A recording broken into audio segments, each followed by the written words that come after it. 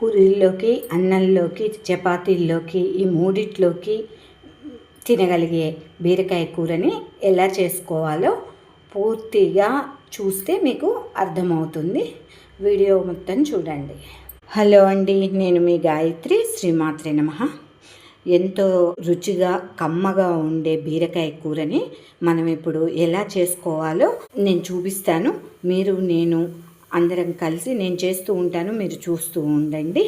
నేనైతే ఇప్పుడు 1/2 కిలో బీరకాయలు తీసుకున్నాను. ఇవి చాలా లేతగా ఉన్నాయి, చూసి తీసుకున్నాను. చేదులు కూడా లేవు.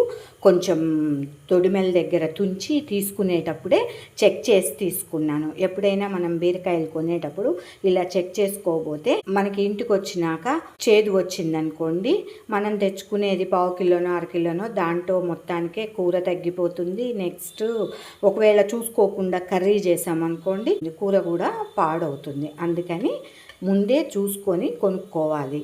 నెక్స్ట్ ఒక మోస్తరు సైజు ఆనియన్ తీసుకున్నాను. నెక్స్ట్ 2 పచ్చిమిర్చి, ఎందుకంటే ఇప్పుడు వచ్చే మిరపకాయలు చాలా కారం ఉంటుంది ఈ సీజన్లో సహజంగా. నెక్స్ట్ కొంచెం కొబ్బరి, ఈ కర్రీలో కొద్దిగా కొబ్బరి కానీ ఉంటే, లేకపోతే 2 చెంచాల పాలు కానీ వేసుకొని చేసుకుంటే చాలా టేస్ట్ ఉంటుంది. అంటే రుచి ఇంకా కొంచెం ఎక్కువగా తెలుస్తుంది మనకి. అట్లానే కొంచెం కొత్తిమీర, కరివేపాకు కూడా వేయాలి, తీసుకుంటాను. ఓకే అండి, నేనైతే ఈ బీరకాయల్ని కట్ చేసుకుందాం. ఆనియన్ని ఫస్ట్.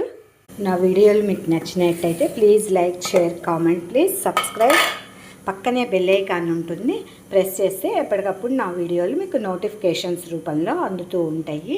పొయ్యి మీద గిన్నె పెట్టుకున్నానండి కర్రీ చేసుకోవడానికి. అట్లనే నేను ఇవి సన్నగా చాపర్లో చాప్ చేసుకున్నాను. ఆనియన్, బీరకాయ 2. అట్లనే నేను చూపించిన పచ్చిమిర్చి, కొబ్బరి, కొత్తిమీర అన్నీ మిక్స్ చేసుకున్నానండి. నేను కర్రీల్లోకి కానీ పప్పుల్లోకి కానీ ఏవైనా పోపులకి వీలైతే పల్లి నూనె లేకపోతే నెయ్యి యూజ్ చేస్తాను. ఇప్పుడైతే పల్లి నూనె వేసుకుంటున్నాను. మీకు చూపించడానికి కప్పులోకి పోసాను కానీ, లేకపోతే ప్యాకెట్నే ఉంచి పోస్తూ ఉంటాను జనరల్గా. అట్లానే పోపు దినుసులు, ఆవాలు, జీలకర్ర, మినపప్పు, పచ్చిశనగపప్పు, ఎండుమిర్చి అన్నీ వేసేసుకున్నాను. సింపుల్గా ఫాస్ట్గా చేసుకోవాలంటే అన్నీ రెడీ చేసి పెట్టుకోవాలండి. అవన్నీ తరుక్కొనుడు, పొట్టు తీసుడు ఇవన్నీ కూడా చాలా టైమే పడతాయి. మనం అంతా చాలా సింపుల్గా చేసుకోవచ్చు అని. పట్లాడుతున్నాయి కదా, ఆనియన్ వేస్తున్నాను. నేను కరివేపాకు వేసాను. ఇవి కొంచెం మంచిగా వేగాలండి. ఆనియన్ కొంచెం వేగితేనే కూరకి మంచి రుచి వస్తుంది. మనం దీంట్లో ఎక్కువ ఏం స్పెషల్ మసాలాలు ఏం వేయం కాబట్టి కొంచెం ఆనియన్ ఫ్రై అయితే ఆ ఫ్లేవర్ వేరే ఉంటుంది. ఇవి వేగేదాకా మధ్య మధ్యలో కొంచెం కలుపుకుంటూ ఉండాలండి, అట్లాగే వదిలేస్తే అడుగంటుతుంది. ఇవి కొంచెం వేగినాయండి. ఈ స్టేజ్లో నేను 2 వెల్లిపాయ రెబ్బలు కొంచెం కచ్చాపచ్చాగా వేసుకుంటున్నాను. వేసి కలిపి ఇప్పుడు బీరకాయ వేసుకున్నామండి. ముందే ఆ కొబ్బరి, పచ్చిమిర్చి, కొత్తిమీర అవన్నీ వేస్తే కొబ్బరి కాబట్టి అడుగంటుతూ ఉంటుంది. మీరు గమనించారో లేదో ఎప్పుడైనా. అందుకని బీరకాయలు సగం ఉడికినాక వేసుకోవాలి. అది బీరకాయలన్నీ వేసుకున్నాము. దీంట్లో ఇప్పుడు తగినంత సాల్ట్ చూసి వేసుకోవాలండి. బీరకాయలో ఎక్కువ పట్టదు. ఉప్పు వేస్తే వాటర్ ఊరుతాయండి ఆటోమేటిక్గా. ఇప్పుడు కొంచెం పసుపు వేసాను ఆల్రెడీ, ఇంకొద్దిగా వేసుకుంటున్నాను. ఇప్పుడు ఇట్లా మూత పెట్టుకున్నానండి. 1 నిమిషం దాకా ఉడకాలి. ఈ కూరని మధ్య మధ్యలో కలుపుకుంటూ ఉండాలండి. చూసారు కదా వాటర్ ఎట్లా బయటికి తేలినాయో.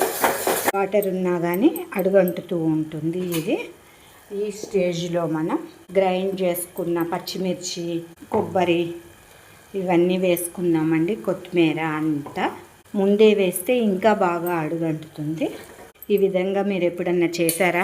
నాకు కామెంట్ చేయండి. నేను ఇలా చేయటం మీకు నచ్చిందో లేదో కామెంట్ చేయండి.